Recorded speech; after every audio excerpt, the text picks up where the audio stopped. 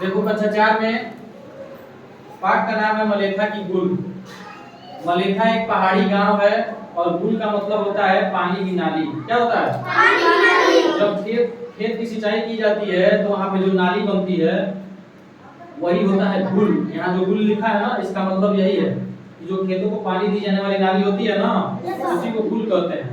तो इस पाठ में एक मध्य गढ़वाल की घाटियों में गांव है जिसका नाम है मलेथा। और मलेथा में नदियों की दो श्रृंखलाएं हैं। एक नदी है अलकनंदा नदी और दूसरी है चंद्रभागा।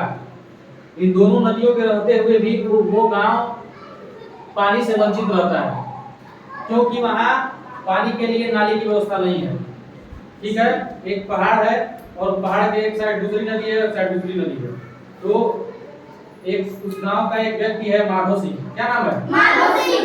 माधो सिंह अपने पत्नी से कहता है कि क्यों ना हम ऐसा करें कि पहाड़ में एक सुरंग बना दें जिससे पानी का आवागमन शुरू हो जाए और हमारे खेतों की सिंचाई हो जाए, जिससे हमारी फसलें तैयार होने लगे और सूखा भी नहीं पड़ेगा।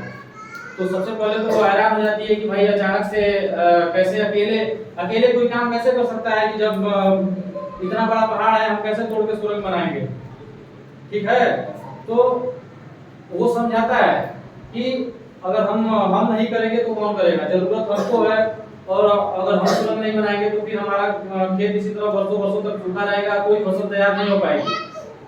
तो ये समझा बुझाकर खुद से क्या करता है, फावड़ा लेता है और पत्नी भी इसकी राजी हो जाती है, कहती है इस महान कार्य में मैं भी आपके साथ हूँ। ठीक है, तो माधव सिंह प्रतिज्ञा करता है जब तक मेरे शरीर में रक्त की एक बूंद भी रहेगी मैं अपने गांव मलेथा तक गुल निकालकर पानी लाने का प्रयास करूंगा।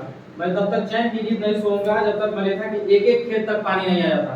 सोचो अकेले कितने लोगों की जिम्मेदारी निभाया है। यहाँ तो लोग एक व्यक्ति अगर किसी अच्छे काम को करने के लिए जाता है तो 4 लोग पैर खींचने चले जाते हैं। बात सही है कि नहीं है? सही है।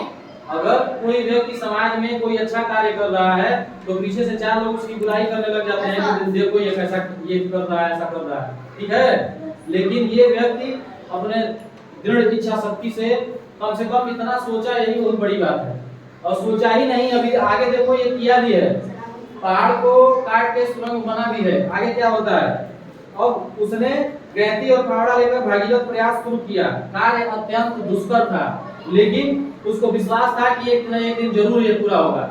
जैसे तुम लोग भी कभी खेत में जाते होगे तो इतना सारा जैसे धान की बुआई होने से पहले जो छोटा सा खेत बनता है, उस खेत को बनाने के लिए थोड़ा बहुत प्रयास करना पड़ता है, चारों तरफ से मेड़ बनाना पड़ता है और ये सारी चीजें करनी पड़ती हैं। तो धीरे धीरे एक ऐसी स्थिति आती है जब हम लोग 3/4 हिस्सा कर लेते हैं, जब एक हिस्सा बचता है तो हमारे दिमाग में अचानक से कुछ मतलब हमारे शरीर में खुशी की भावना आ जाती है कि देखो मैं इतना काम कर दिया, बस थोड़ा सा ही बचा है, थोड़ा सा और प्रयास करूंगा तो वो भी हो जाएगा।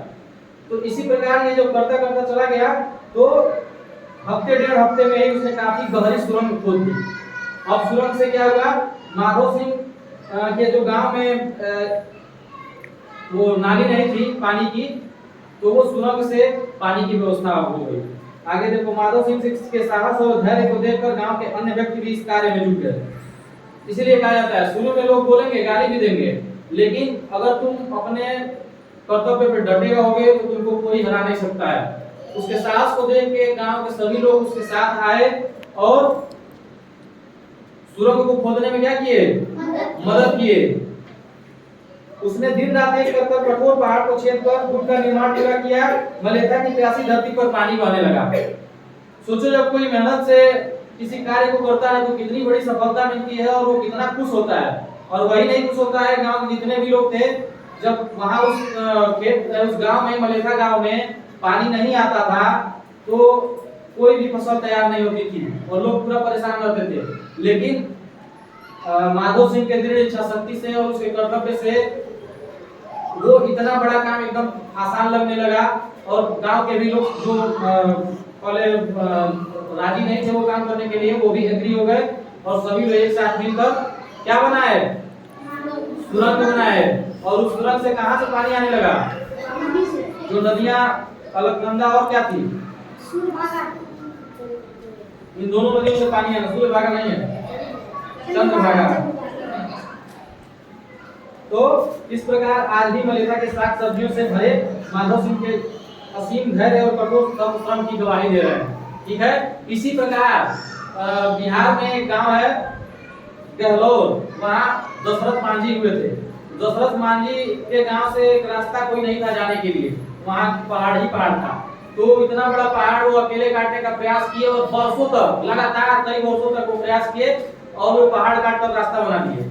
और उस रास्ते का नाम मांझी, दशरथ मांझी पथ रखा गया, क्योंकि वो उस रास्ते को बनाने के लिए अपना पूरा जीवन लगा दिया। कई साल तक वो बनाए और वो रास्ता बन गया पहाड़ को काट के। सोचो कितना बड़ा पहाड़, उसको काट के रास्ता बनाना कितना कठिन कार्य है, लेकिन वो भी कार्य किए। तो ये सब चीज प्रेरणा देती है। बंद करो।